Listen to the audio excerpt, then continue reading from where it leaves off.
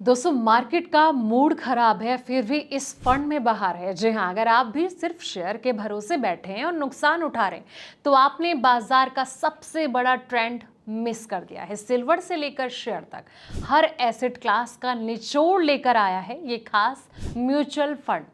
क्यों बड़े बड़े इन्वेस्टर इस समय अपना पैसा इस कैटेगरी में शिफ्ट कर रहे हैं और क्यों इसे 2026 का सबसे सुरक्षित रिटर्न मशीन कहा जा रहा है, तो चलिए इस रिपोर्ट में जानते हैं।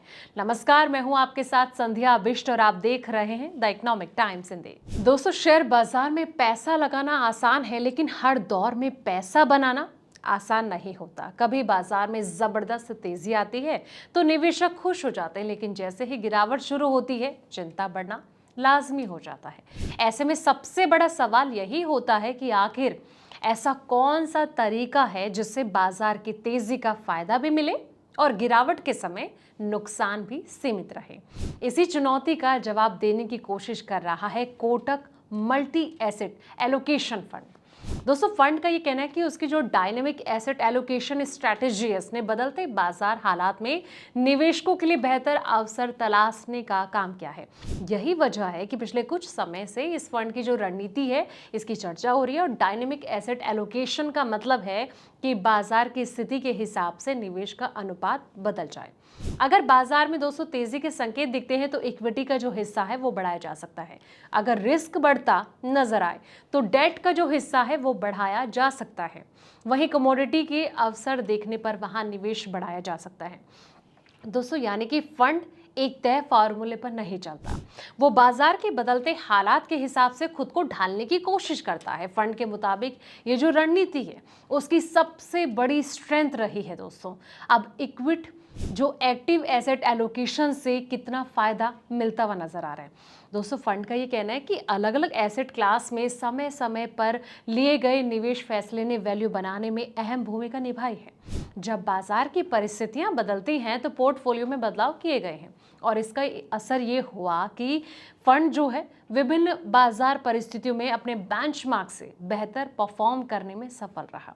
निवेश विशेषज्ञ लंबे समय से ये कहते आए हैं कि किसी पोर्टफोलियो की सफलता में एसेट एलोकेशन की जो भूमिका है बेहद जरूरी होती है। और कई रिसर्च ये बताती है कि लंबे समय में रिटर्न में एसेट एलोकेशन का जो योगदान है वो शेयर चुनने से भी ज्यादा हो सकता है।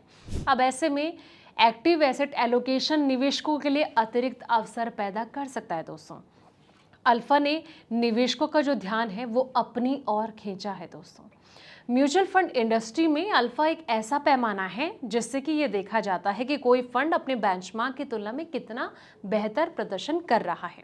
Kotak multi asset allocation fund के अनुसार उसकी जो रणनीति है इसने पिछले एक साल में करीब 14% अल्फा जनरेट किया है दोस्तों।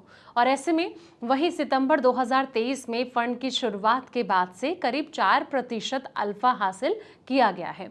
ये जो आंकड़ा है इस बात की तरफ इशारा करते हैं कि फंड सिर्फ बाजार के साथ चलने तक सीमित नहीं रहा बल्कि उससे बेहतर प्रदर्शन करने की कोशिश भी करता रहा है। हालांकि निवेशकों को हमेशा ये याद रखना पड़ता है और रखना चाहिए कि पिछले प्रदर्शन भविष्य के रिटर्न की गारंटी नहीं होती, लेकिन ये जरूर दिखाता है कि अब तक रणनीति कितनी प्रभावी रही है। अब सिल्वर जो है वो रिटर्न का बड़ा हथियार बना है दोस्तों। पिछले एक साल में सिल्वर ने निवेशकों का खास ध्यान अपनी ओर खींचा। कई मौके पर चांदी ने शानदार प्रदर्शन किया और निवेशकों को बेहतर रिटर्न जो है वो दिया है। लेकिन Kotak multi asset allocation fund की अगर बात की जाए तो ये कह रहा है कि सिल्वर में लिया गया टेक्निकल एक्सपोजर उसके रिटर्न बढ़ाने का एक बड़ा कारण रहा है और यही इस रणनीति की सबसे बड़ी खासियत भी है दोस्तों। तो अगर कोई निवेशक सिर्फ शेयर बाजार में निवेश करता है तो वो कमोडिटी बाजार में मिलने वाले अवसरों का फायदा नहीं उठा पाता है, लेकिन मल्टी एसेट स्ट्रैटेजी ऐसे अवसरों को पकड़ने की कोशिश करते हैं दोस्तों। तो आप भी जब भी ऐसे फंड में पैसा लगाएं तो एक बार अपने फाइनेंशियल एडवाइजर से जरूर सलाह मशवरा करते रहें। फिलहाल इस रिपोर्ट में इतना ही। ऐसे पल पल के अपडेट्स के लिए आप देखते रहें द इकोनॉमिक टाइम्स हिंदी।